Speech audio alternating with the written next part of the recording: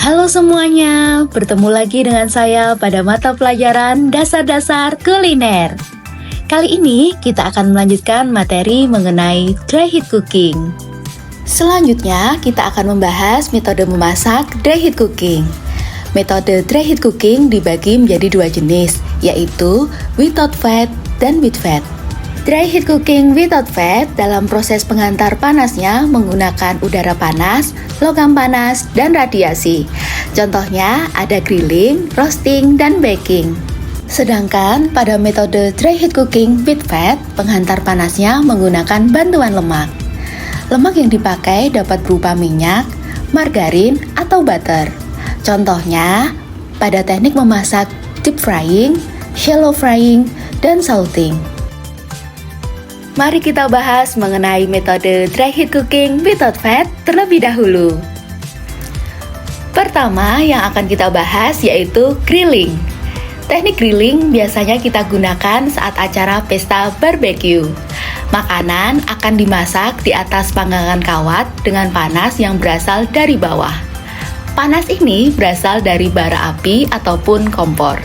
Contoh penerapan panasnya pada pembuatan steak dan sate. Setelah teknik grilling, ada teknik griddle. Griddle ini hampir sama dengan grilling. Perbedaannya terletak pada peralatan yang digunakan. Griddle yaitu memasak menggunakan alat khusus untuk memanggang yang terdiri dari pelat lebar yang dipanaskan menggunakan kompor berbahan bakar gas. Contoh penerapannya pada pemasakan burger dan teppanyaki. Kemudian ada metode memasak makanan yang sumber panasnya berasal dari segala arah atau bisa disebut dengan roasting. Roasting ini biasanya menggunakan alat berupa oven dan dalam proses memasakannya sesekali makanan tersebut disiram dengan minyak panas atau cairan yang dihasilkan dari makanan untuk mengembalikan kelembapan makanan tersebut. Contoh penerapannya pada pembuatan roasted chicken dan roasted duck. Baking adalah proses memasakkan menggunakan oven tertutup tanpa dibuka selama proses memasaknya. Temperaturnya antara 120 sampai 240 derajat Celcius. Istilah baking ini sering digunakan pada proses pembuatan roti. Selanjutnya ada metode memasak dry heat cooking with fat atau metode memasak menggunakan lemak untuk pengantar panasnya. Pertama, ada deep frying, yaitu menggoreng menggunakan minyak yang jumlahnya banyak. Sehingga pada saat menggoreng, seluruh bahan makanan harus terendam dalam minyak. Jika makanan sudah matang, biasanya akan mengapung di atas permukaan minyak. Menggoreng dengan teknik deep frying dapat dilakukan dalam beberapa cara, di antaranya cara Prancis atau French style, cara Inggris atau English style, cara Orly atau Orly style. Cara Prancis atau French style. Bahan makanan yang telah dimarinate lalu dilapisi dengan tepung kering. Bisa menggunakan terigu atau maizena. Setelah itu dilapisi lagi menggunakan adonan tepung, kemudian digoreng dalam minyak banyak dan panas. Contohnya saat menggoreng chicken crispy dan chicken popcorn. Cara Inggris atau English style. Bahan makanan sebelumnya harus dimarinate dalam bumbu terlebih dahulu, lalu ditiriskan. Dicelupkan dalam putih telur, dalam tepung panir, kemudian digoreng dalam minyak banyak dan panas. Contohnya pada pembuatan chicken cordon bleu, chicken katsu, dan kroket. Cara Orly atau Orly style. Makanan yang akan digoreng dicelupkan dalam frying butter dan langsung dimasukkan dalam minyak goreng. Contohnya pada pembuatan food fritter dan tempura. Kemudian ada sauteing atau menumis, yaitu metode memasak menggunakan minyak sedikit, dan dalam metode ini minyak yang digunakan harus dalam keadaan panas dan dimasak dalam waktu yang singkat. Contoh penerapannya pada pembuatan sauteed vegetables. Selanjutnya ada shallow frying.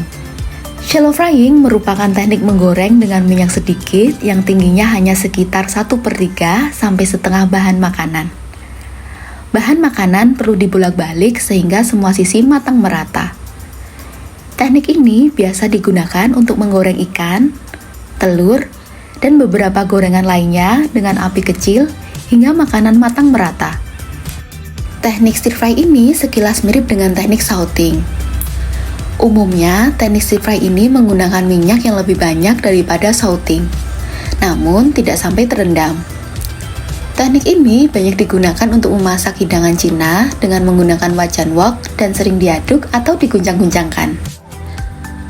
Berdasarkan materi metode pengolahan makanan yang sudah kita pelajari secara bersama, dapat disimpulkan bahwa metode memasak dibagi menjadi dua, yaitu moist heat cooking dan dry heat cooking. Moist heat cooking, metode di mana panas dihantarkan melalui air atau uap. Contoh penerapannya ada boiling, simmering, poaching, blanching, braising, stewing, steaming, dan au bain-marie. Selanjutnya, kita akan membahas metode memasak dry heat cooking. Metode dry heat cooking dibagi menjadi dua jenis, yaitu without fat dan with fat. Dry heat cooking without fat dalam proses pengantar panasnya menggunakan udara panas, logam panas, dan radiasi. Contohnya ada grilling, roasting, dan baking.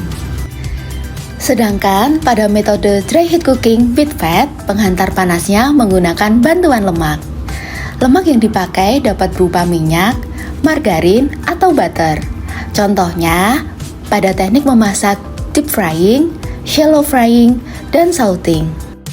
Setelah mempelajari materi mengenai teknik atau metode dasar pengolahan makanan, kalian diminta untuk mengerjakan kuis untuk mengukur tingkat pemahaman terhadap materi yang disampaikan.